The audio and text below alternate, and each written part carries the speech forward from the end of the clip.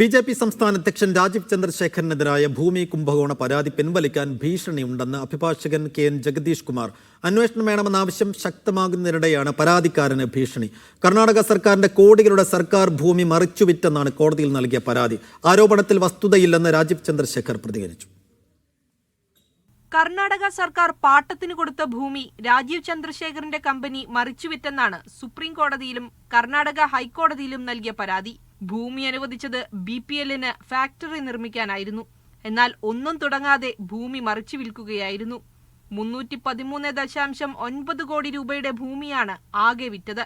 1995 കർഷകരിൽ നിന്ന് തുച്ഛവിലയ്ക്ക് ഏറ്റെടുത്തു നൽകിയ 175 ഏക്കറിൽ 149 ഏക്കർ ഭൂമി ബാങ്ക് ഓഫ് ബഹ്റൈനിലും ബാങ്ക് ഓഫ് കുവൈത്തിലും 2004 പണയം വെച്ചുവെന്ന് പരാതിയുണ്ട്.